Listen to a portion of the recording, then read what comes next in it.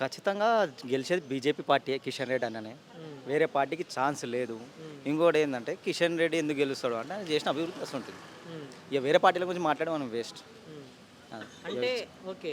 అంటే ప్రత్యర్థులుగా ఉన్నటువంటి బీఆర్ఎస్ అలాగే కాంగ్రెస్ ఎలా ఉంది పరిస్థితి?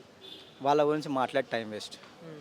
ఒకడేమో ఇదే రేవంత్ రెడ్డి అంటాడు, పంజాగుట్టాలు చిప్ప పట్టుకొని అడుక్కున్నాడు, దానం నాగేదన్నాడు. ఆడనే ఇప్పుడు ఎంపీగా సీట్ ఇచ్చినట్టే చిప్ప పట్టుకోవడం తప్ప ఏం లేదు. వాళ్ళకి ఓటేస్తే చెత్త కుప్పలో ఓటేసినట్టే. హ్మ్. ఇక టీఆర్ఎస్ అయితే గతి లేక ఎమ్మెల్యేనే క్యాండిడేట్గా నిలబెట్టుకున్నాడు. ఓకే. సో వాళ్ళకి ఓటేసి ఓటు వేస్ట్ చేసుకోవద్దు. హ్మ్.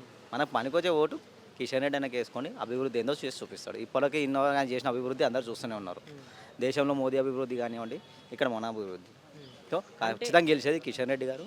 బీజేపీ పార్టీ భారీ మెజారిటీతో గెలుస్తుంది. అబ్కి బార్ 400 పార్ అన్న నినాదం ఊరికే అనలేదు. హ్మ్. ఖచ్చితంగా 400 పారే అది. ఏ గడప గడపని అడిగినా 400 పార్ తప్ప ఇంకో నినాదం లేదు. ఓకే. అంటే కిషన్ రెడ్డి గారికి పోటీగా ఉన్నటువంటి దానం నాగేందర్ గాని, పద్మారావు గారు గాని అంటే గట్టి పోటీ లేదంటారా అక్కడ? గట్టి పోటీ లేదు. వాళ్ళు టైంపాస్గా నిలబడ్డ క్యాండిడేట్లు వాళ్ళు. హ్మ్. ఇదంతా ఎలక్షన్ కమిషన్కి ఒక బొక్క వాళ్ళని నిలిచబెట్టించి. వాళ్ళకి ఓటు వేసినా చెత్త కుప్పలో పోయినట్టు ఓటు. ఓకే. కిషన్ రెడ్డి గారు సికింద్రాబాద్కి ఏమైనా చేశారంటే ఏమని చెప్పుకోవచ్చన్నా? ఎటువంటి డెవలప్మెంట్ అని చెప్పుకోవచ్చు? రైల్వే స్టేషన్ డెవలప్మెంట్, ఇన్ఫ్రాస్ట్రక్చర్స్, హ్మ్. ప్రతి హాస్పిటల్స్, మన బస్తీ దవాఖానాలు, మన ఇంటింటి బోర్లు వేపియడం, హ్మ్. రోడ్లకు సంబంధించింది.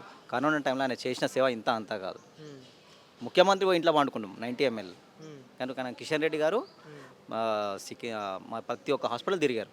మన పేషెంట్స్ని కనుక్కుంటా వాళ్ళకి కావాల్సిన సదుపాయాలన్నీ ఇచ్చుకుంటూ తిరిగాడు. ఎక్కడ బ్రదర్ మీ సికింద్రాబాద్ ఎక్కడ? మా జూబ్లీస్ assembly Borabanda division. Okay. So anyhow మళ్ళీ బీజేపీ వచ్చే అవకాశం ఉందంటారు? 100%. ఎనీహోగా అవకాశం కాదు, ఉన్నదే అవకాశం ఒకటే. మనకు ఉన్నదే ఒక పార్టీ, హ్మ్. నేషనల్ లెవెల్ ఉన్న పార్టీ బీజేపీ పార్టీ. అన్నీ తుడుచుకుపోయే పార్టీలే హ్మ్. ఉన్న పార్టీలలో. ఆ కూటమిని చూసుకున్నా ఎవరు సీఎం వాళ్ళకే తెలియదు. సరే మోదీకు హటావ్ అంటారు, కిస్కు लगाना. క్వశ్చన్ వాళ్ళని చెప్పాం, మేము క్వశ్చన్ ఇస్తాం, ఆన్సర్ వాళ్ళే చెప్పాం. కిస్కు लगाना బోలో కోనే అందే జవాబు లేదు. తుకడే గ్యాంగ్ అదంతా. సో అది తుకడాలనే పోతుంది. అఖండ భారతదేశంలో భారీ మెజార్టీతో గెలిచేది భారతీయ జనతా పార్టీ, మోదీ ప్రభుత్వం.